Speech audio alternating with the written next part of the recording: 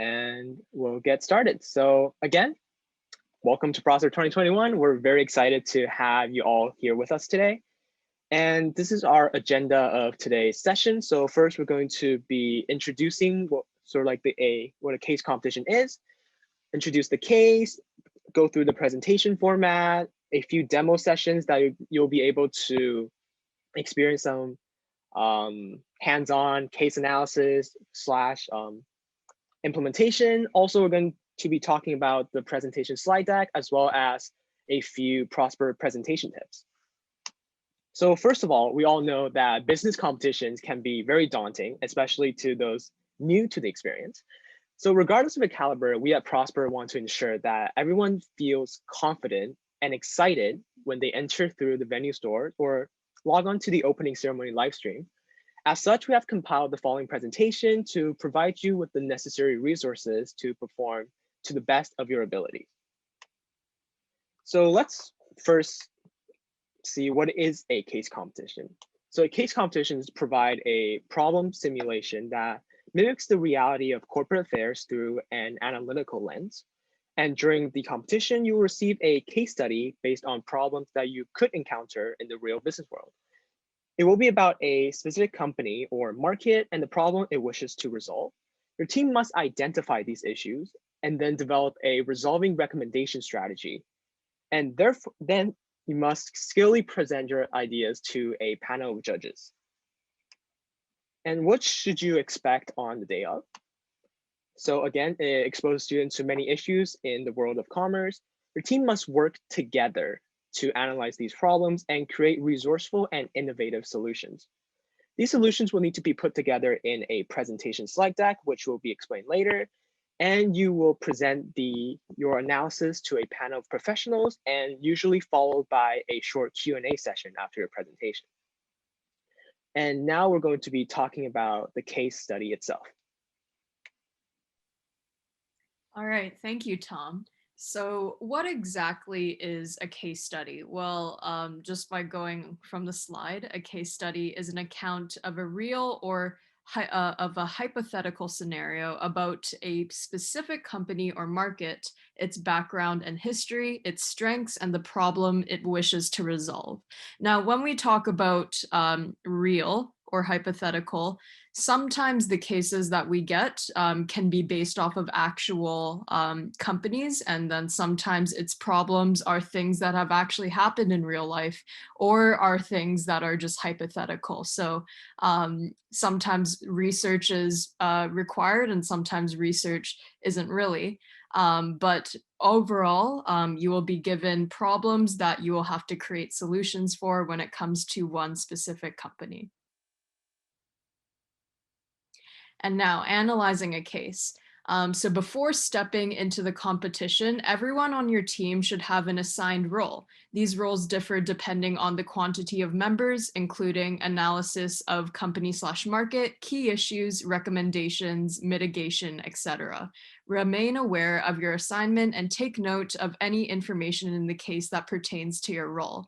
And so when we mean that we have to assign each person a certain aspect of the presentation to, it means that when you actually have to present your presentation, one person covers orally a different aspect. So for instance, one person in the presentation, they talk about, the analysis of the case, and then later on, another person covers another section. So it's very important that each person takes on their own part rather than everybody taking on everything. All right, reading a case. So we recommend that a good practice for case analysis is a 15-minute silent read. While likely there will be more than 15 minutes worth of information, this time constraint will motivate you to be particular with relevant points, paying extra attention to the first and last page. Furthermore, make sure to take notes either by yourself or collaboratively with your team members while reading the case. And so what we mean when there is more than 15 minutes worth of information is that sometimes these cases are more than 10 pages long. They can be usually at least 8-ish pages to even 15 pages sometimes. And so it's not very useful to have to read all of that, or else you're taking up all of your presentation preparation time. So it's very wise to just try your best to skim through the information, only read through carefully the things and sections that you know are probably important. And so 15 minutes of silent reading in your group by yourself, and then afterwards coming together on the information is what we recommend. Case discussion. And so yes, following this 15-minute read, share your opinions and thought process as a team, and come up with a cohesive plan on how to tackle the issues detailed in the case. After that, everyone is free to focus on their specific portions of the slides with a preset slide template to avoid starting from square one. And so this is very important. And make sure that during that 15-minute read, you really are processing all of the information so that when you do come together as a team, you aren't going to waste as much time. And ensure that if anyone is confused on certain topics, definitely make sure you work together so that everyone is on the same page and that no one is too confused or too lost. And so when we mean a preset slide template, it's recommended that you have some kind of Google Slides, PowerPoint, etc. slide template that is already prepared even before you come to the case competition, so that you are truly prepared and that you don't have to create a slide deck template on the spot.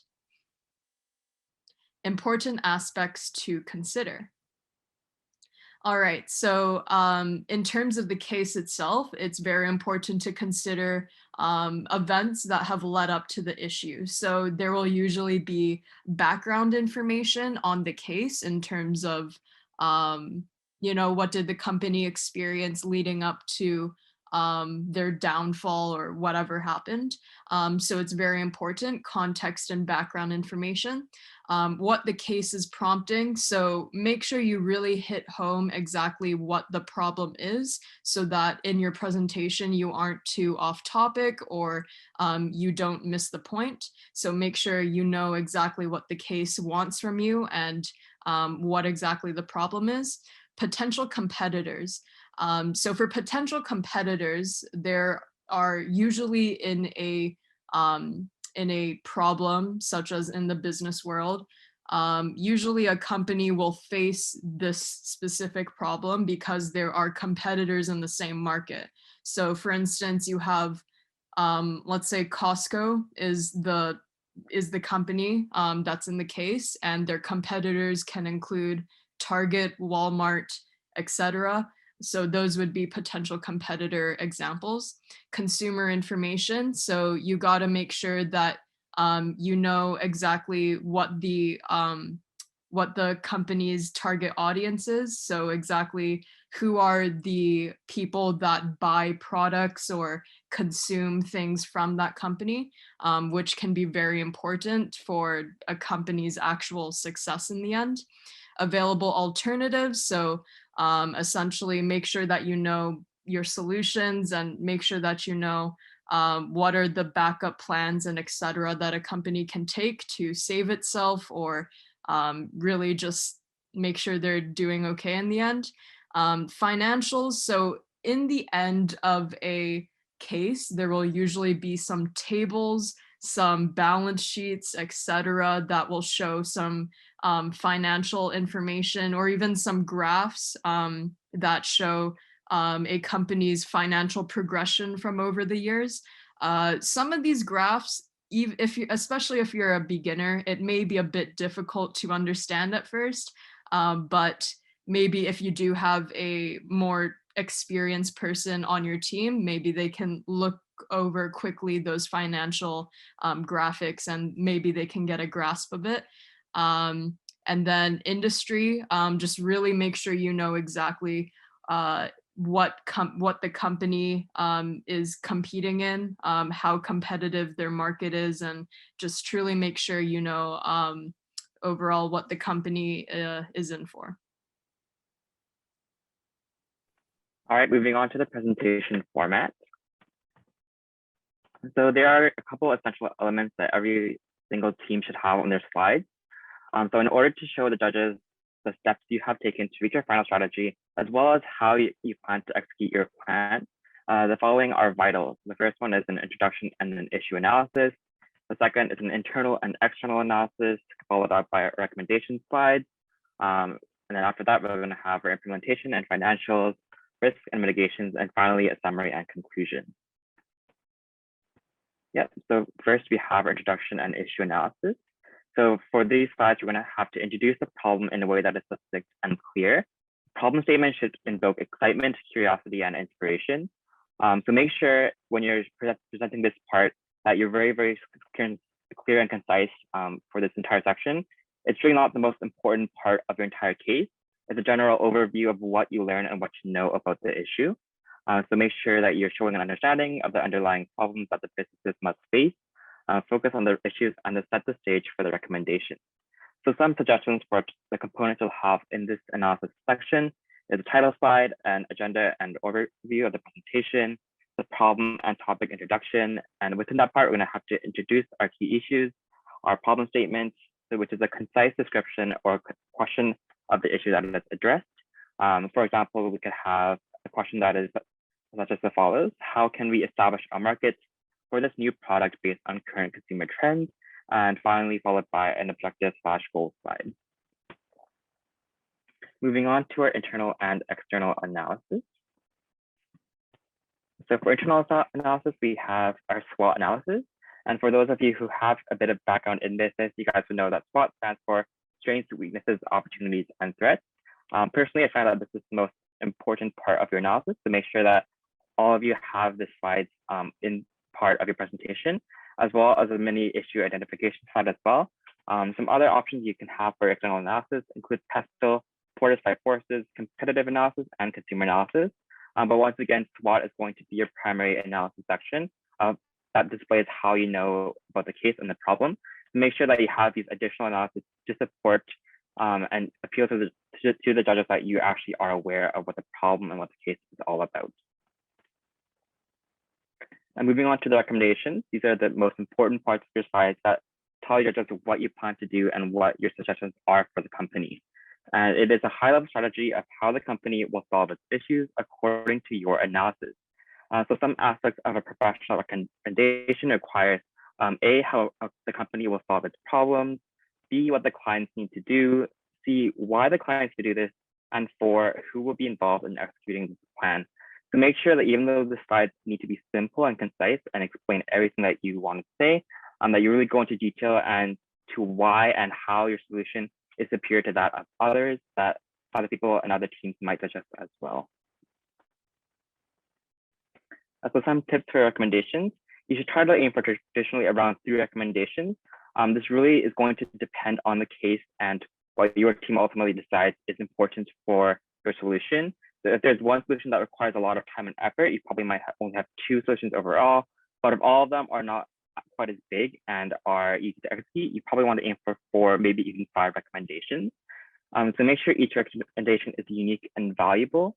Make sure that you're asking yourself, is everyone else doing the same thing, or do consumers actually want this implementation? And finally, make sure you're creating a strategic fit across the businesses. So ask yourself, are different parts of the business plan supporting each other? Are any of these recommendations in conflict? If yes, what is more important to us? And continuing on some more tips for the recommendation. If necessary, you might need to reiterate your findings, be it external or external, and explain how your recommendation addresses this. And all your solutions should align with the business capabilities, SWOT analysis, as well as take into account the industry and situational factors, like I mentioned before, the PESTLE, consumer and competitor analysis. And lastly, we're going to move on to our implementation and financials. So this is a plan that's comprised of tactics and details that will make the recommendation into a reality. And a professional implementation requires A, a breakdown into detailed steps. So typically you would need to have a list of things you need to do and specific actions need to be taken.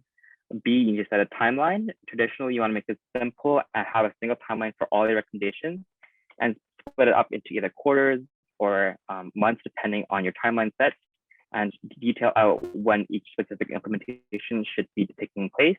And lastly, taking into account the financials. So in general, how much everything is going to cost.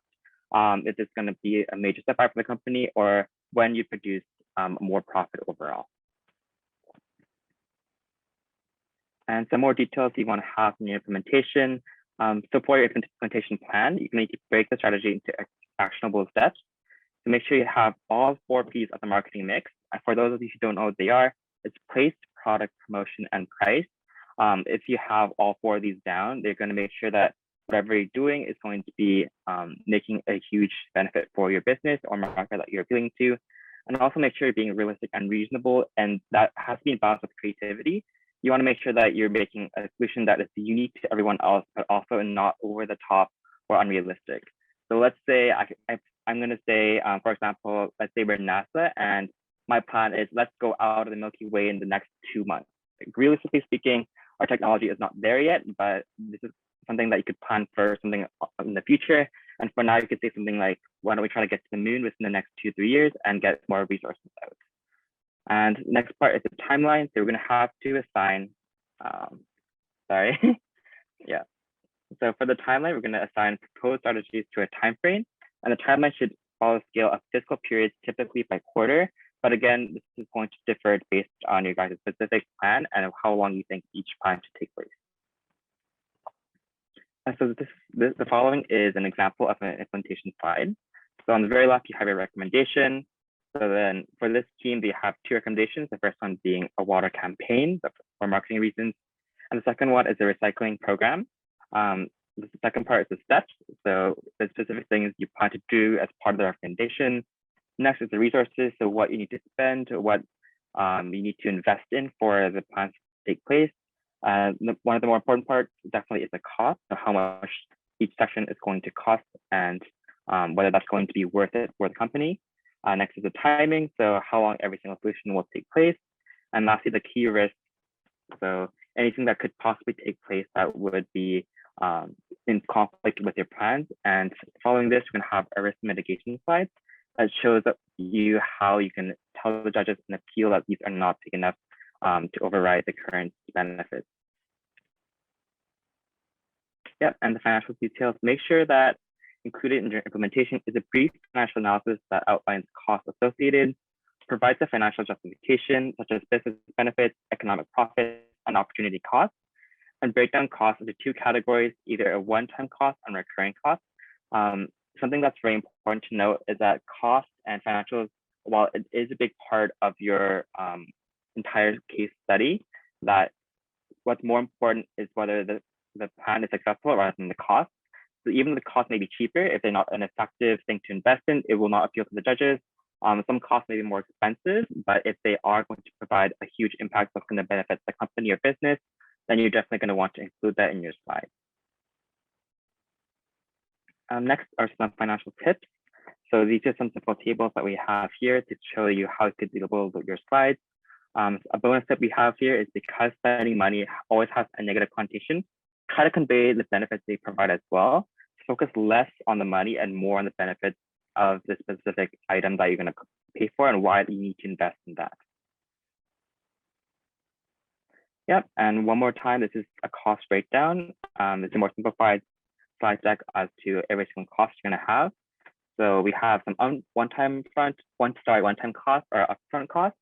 I'm going to show you how every single step you need to have them in down, and that's in total up to $120,000 for this specific case. Recurring costs that are going to happen annually, so that's $105,000 per year. And your first year cost, which is just a simple addition for both the one-time and recurring costs. So that's going to total up to $225,000, which just adds up the one-time and recurring costs. Yep, and as I mentioned before, the risk and mitigation slides are very important. So these slides should outline plausible risks of your proposed strategy, as well as comprehensive plans as to how to mitigate them. So what these slides really do is to plan to address the pitfalls of the recommendation that your team has presented. So outline the severity of risks and potential points of mitigation, and present in a table format outlining the probability, severity, and method of mitigation for each risk. So here's the following is an example of a risk mitigation table. So we're going to have 3 risks presented, And if for every single risk, you can have a probability, so whether it's going to be a low probability is going to happen, medium or high, and also the severity, so whether it's going to be have a low, medium, or high impact. And for mitigation, you can make sure you have the solid ideas as to how you can counteract and make sure that these risks don't take place, or if they take place, how you're able to overcome those risks and still perform well for the company. So there are a few additional resources available on our YouTube channel. So the presentations of the top 3 teams from Prosper Plus 2020, so the Starbucks Reserve case, can be found on our YouTube channel. And if you want to see how the other teams address those issues, look for Prosper Plus closing video. And now we'll take a look at the slide deck of the 3rd place team, which was ran by our one and only Andrea. So Andrea, take it away. All right. So I'm going to share my screen. And yeah, so let me just present here. All right, so let's take a look at this. So yeah, again, my name's Andrea, and I was actually in your guys' shoes about a year ago, where at Prosper Plus, I was just an attendee before I became an exec. And I thankfully, just with a great team, with a few great friends, I was able to place 3rd at Prosper Plus last year. And our team was called Team Microsoft. So it's always a good idea that when you have any slide deck, it's really good to just have your team name at the front of it. And we actually did the same case that you guys were just reading. So I'm just gonna very quickly go through these. I'm not gonna go through each one very elaborately, but essentially, whenever you have a slide deck, it's a very good idea to just keep it simplistic, but also as professional and as vibrant as you can. So I would say that my slide deck here, and it was created by my very close friend who's really great with graphic design. I would suggest that on your team, you could have one person that is just generally good at creating slide decks or is just good at designing things in general. So maybe just try to have one person who is stronger on that end. I always recommend that a slide deck generally have nice, vibrant colors, but also make sure that it's simple and not too distracting. So with our design here, so we have competitor analysis, target market. So as you can see, target market is exactly what it seems like. It's information about the consumer of a company. So you kind of have this logo going on here with the person. And you also just have very simplistic visuals where it's not too distracting. It just very straight out lays out your information. But you may also notice that the information displayed here is mainly not too much. Sometimes I would say that delegates make the mistake of putting way too much information on their slide deck. And then during their presentation, they just end up reading off of their entire slide deck and not actually really connecting with the judges. Try your best not to make that mistake. What is the best is that you always have the main points on your slide deck, and then all of the details of your presentation are actually covered in your verbal words. We call it extemporaneous speaking, where you just have a few notes in front of you and then you kind of elaborate on those notes, so that you're not completely reading off anything, but you're not necessarily improving anything either. And then we also have the decision matrix here, where we compare the solution in terms of different considerations, such as profitability. Is it COVID worthy, this solution, and accessibility? So always using sort of grids and matrices like that. Sorry, I can't pronounce it. Using grids such as these are very useful for the judges to easily follow, because you got to make sure that whatever's on your slide deck, the judges are able to tell what it is. It's also a good idea to just, if you have any like overall ideas for what things can look like for the company, just always feel free to attach pictures. Implementation, again, a timeline is a timeline. So really just make it into a timeline just like this. And again, a timeline is usually separated into quarters of 1 year. And this one is very important, risks and mitigations. So risks and mitigations are essentially when you have a theoretical problem with your solution and then you try to solve that problem. So for instance, for our risk here, we said lowered social gathering rate due to COVID-19 resulting in lower profit, but the solution to counteract that risk is include delivery services through Uber Eats and whatnot. So essentially, when you have these different risks and mitigations, it's always important to put it onto a graph. So you see it's measured based on severity and probability, so that it's very easy for the judges to make sure that they know, are these risks going to be covered? Are they too threatening, or will they be okay? And yeah, a nice thank you slide is always needed. So essentially the main takeaway from this slide deck, and again, I just want to note that this was a slide deck that was actually used in competition last year.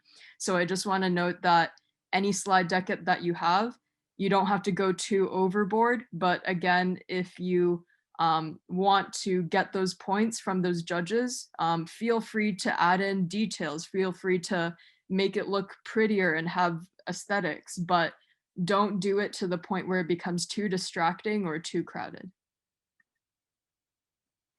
Great, thank you so much, Andrea. And now Charlotte's going to talk a little bit more about the presentation slide deck, as well as a few presentation tips. So, all right, Charlotte, take it away. Yep. Hi, everyone. So I'm going to talk about the importance of having a pretty slide deck. Very important. Okay, so aesthetics. So even though the most important part of your presentation is your content and everything you're going to be saying from your solutions to your analysis, it's really important that your slide deck is clean and understandable. And that'll be really important with making sure you're going to be awarded the most points you can when you're being judged. So as we mentioned a few times now, make sure your presentation has a minimum or minimalist style and is something that anyone can just look at and understand.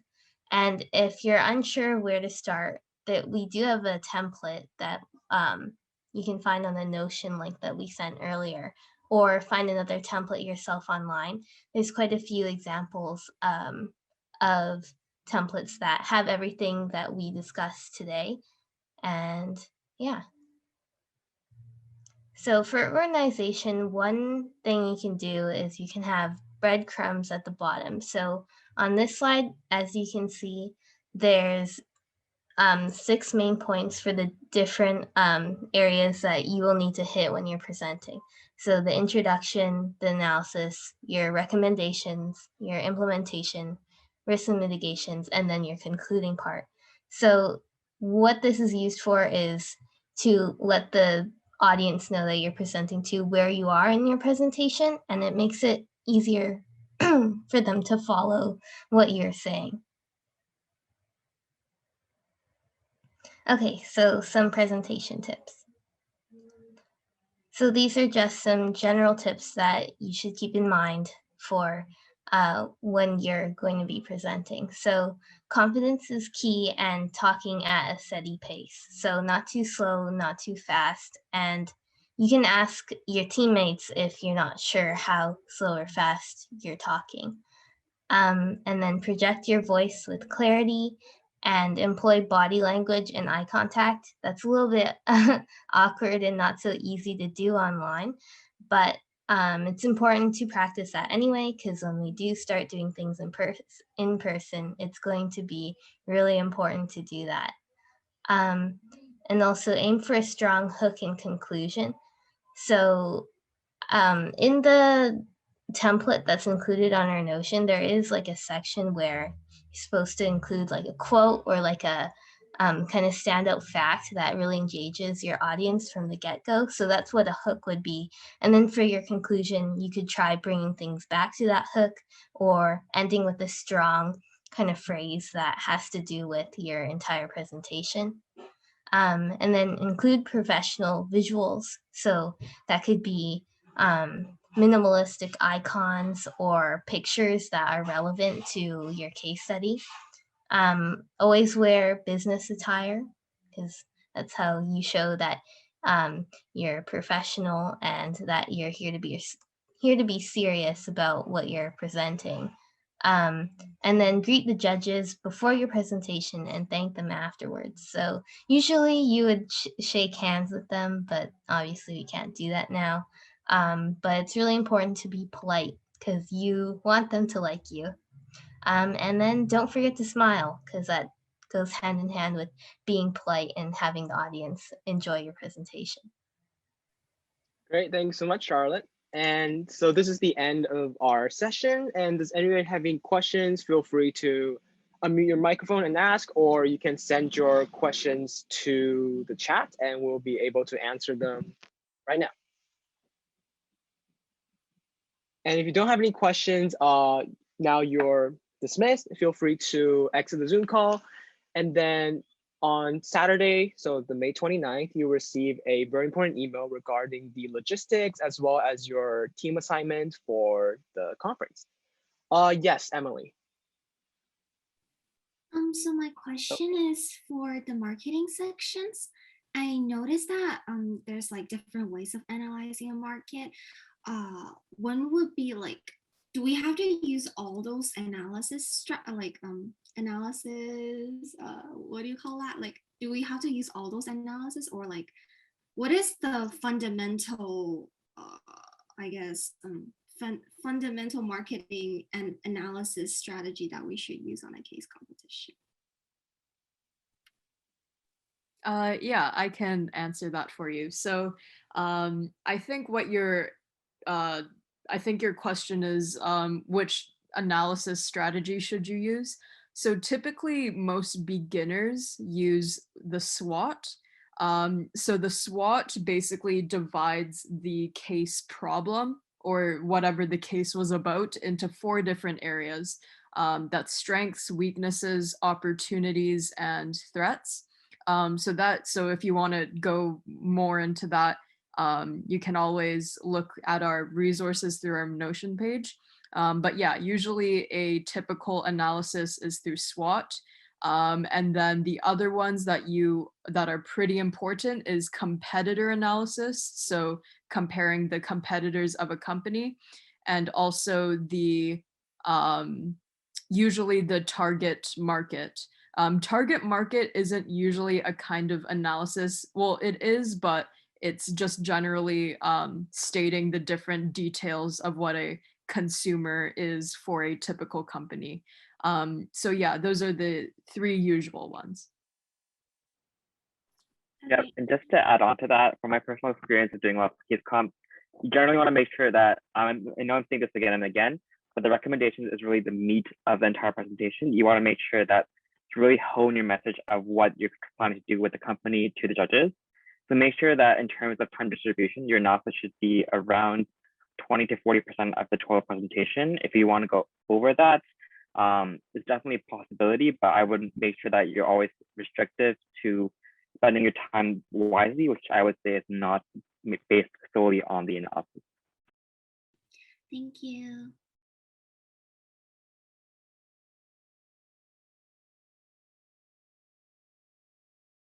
And we just had a question in the chat about the time limit for the presentation. So for both rounds, you will have 7 minutes to present the pitch, followed by a 3-minute Q&A session, and usually another 2-minute feedback session from the judge.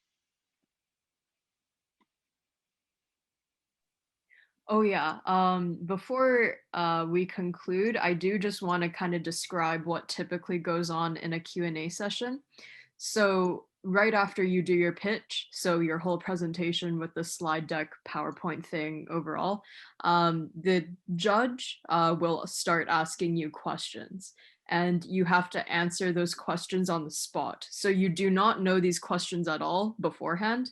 The judge will watch your presentation, and then based on your presentation, they'll start asking you questions so that they can better understand the strengths of your presentation. So typically what we recommend overall is that you make sure that nobody talks over one another. That's very important because sometimes people will want to add on to each other's responses. The best thing to do is that whenever a question is asked, you let just one person in your team answer it, and then that's it. And if one person is about to answer it, just let them answer it. Do not try to interrupt them. Yeah, and we have another question in the chat about how stressful is the Q&A section and our presentations done live. So to answer the first part, a Q&A session can be moderately to very stressful depending on the type of judge. However, most of the questions will be based on your presentation. So there will be, although they might be a little bit daunting, but they will be very answerable.